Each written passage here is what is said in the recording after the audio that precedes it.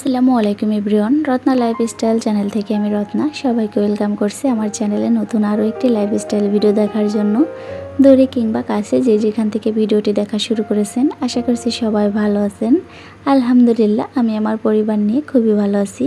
বিপদ কখনো বলে কয়ে আসে না, অনেক বড় বিপদের হাত থেকে মুক্তি পেলাম। গ্যাস থাকবে না বিদায় সকালে ঘুম থেকে উঠে রান্না করতে চলে এসেছি। হঠাৎ করে মেয়েকে নিয়ে ডাক্তারের কাছে যেতে হলো। তো এই নিয়ে থাকছে আজকের ভিডিওটি, তোমরা আশা করছি আমার পাশে থাকবে।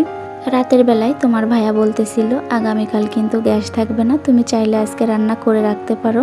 তা আমি বললাম যে কয়টার দিকে গ্যাস চলে যাবে, বলতেছিল 8টার দিকে। তো আমি বললাম সকালে ঘুম থেকে উঠেই রান্নাটা আমি করে নিব। যাই হোক, সকালে ঘুম থেকে উঠেই রান্না করতে চলে এসেছি, বলতে পারো চোখ মুছতে মুছতে রান্না করতে চলে এসেছি। কারণ গ্যাস না থাকলে সারাদিন মা মেয়ে কী খাবো। তোমার ভাইয়ের তো কোনো টেনশন নাই, অফিস থেকে খেয়ে নিবে। রাতের বেলা এই কথা বলতেছিল আর আমি আবার ভাবতেছিলাম সকালে কি রান্না করব বাসায়, কারণ কোনো কাঁচা সবজি ছিলও না, যে আবার এই টেনশন করতেছিলাম। প্রায় রাত 10টা পর্যন্ত এই টেনশন করছি। পরে যাই হোক, সকালে ঘুম থেকে উঠে ভাবলাম যে আলু দিয়ে আর মাছ দিয়ে ভুনা করব, কিন্তু পরবর্তীতে দেখি যে তরকারি এলা এসেছে কাঁচা।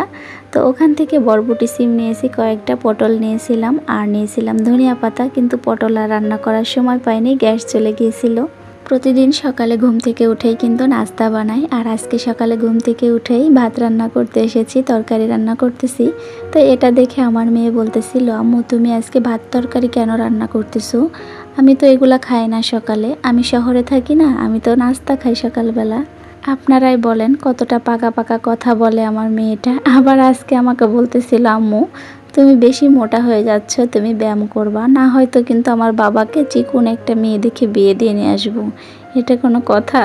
যাই হোক, রান্না করতেছিলাম আর ভাবতেছিলাম গ্যাসটা চলে না যায়, গ্যাস চলে গেলে কি খাবো। আসলে ভাত তরকারি তো যেমন তেমন, আর নাস্তাও তো বানাইতে পারলাম না, মেয়েকে কি দিব, আমি না খেয়ে থাকতে পারবো। তারপরও দেখি যে না, গ্যাস যায় নাই।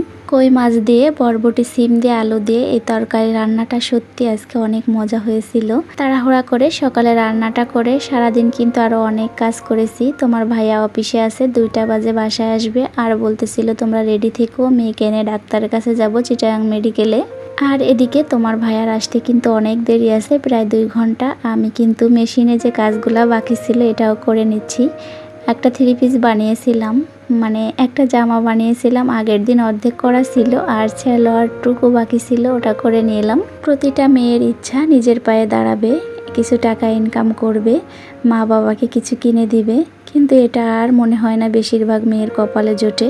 এই যে দেখো, আমিই কিন্তু সেই কপালি মেয়ে, আমি কিন্তু কোনো টাকা ইনকাম করতে পারি না। আমার বর আমাকে একটা সেলাই মেশিন কিনে দিছে, তেমন কিন্তু অর্ডারি কাজও করি না। মাঝে মাঝে টুকটাক একটু আধটু কাজ হয়, সেটা আমি কিন্তু করি, কিন্তু আমি ছাড়ি না, কারণ এই টাকা কিন্তু আমি জমিয়ে জমিয়ে রাখি। মাঝে মাঝে যখন বাবার বাড়ি যাই তখন হয়তো মায়ের জন্য কিছু স্পেশালভাবে কিনে নিয়ে যাই, তোমার ভাইয়াও কিনে নেয়, কিন্তু তারপরও আমি এক্সট্রাভাবে এটা কিনে নিয়ে যাই। আমার মেয়েকে নিয়ে কিন্তু ডাক্তারের কাছে রওনা দিয়েছি, এখন প্রায় 2:30টার মতো বাজে। আর ওখানে যাই কিন্তু আমি তেমন ভিডিও করতে পারি নাই। আমার মেয়ের মুখের দিকে তাকিয়ে এখন চিন্তা করি, ইস আমি যদি বাসায় বসে যে কোনো একটা কাজ করতে পারতাম, হয়তো আমার বাবা মার মুখে আমি আরও একটু বেশি হাসি ফোটাইতে পারতাম, কারণ আমার একটা ভাই নাই। আমার মেয়েকে কিন্তু ডাক্তারের কাছে নিয়ে বাসায় চলে এসেছি। ওর কিন্তু কানের সমস্যা ছিল, এর কারণে কানের ড্রপ দিছে, আর বলেছে 1 সপ্তাহ পর যাবার জন্য, আবার হয়তো 1 সপ্তাহ পর যেতে হবে। আর তোমার ভাইয়া এই যে মোরগ পোলাও কিনে নিয়ে এসেছে, কিন্তু আজকের খাবারটা এতটা খারাপ যে এরকম খাবার কখনো খাওয়া হয় নাই। মোরগ পোলাও যখন প্যাকেট করতেছিল তোমার ভাইয়া কিন্তু বলেছিল এটা কিন্তু দেশি মুরগির কিন্তু দেবেন। তো ওরা বলতেছিল হ্যাঁ ভাইয়া দেশি মুরগি দিয়েই বানানো হয়েছে, কিন্তু বাসায় এনে দেখি ব্রয়লার মুরগি দিলেও তো ভালো হলো, খাবারটা কিন্তু এতটা খারাপ, খাবারটা নষ্ট ছিল। আমি কিন্তু খাই নাই টোটাল, তোমার ভাইয়া 1-2 বার গালে নিয়েছিল, আমার মেয়ে তো খাই নাই, বাকিটা ফেলে দিতে হয়েছে। আর এদিকে একটু গরুর বট নিয়ে এসেছিল, এটা একটু মজা করে খেয়েছিলাম।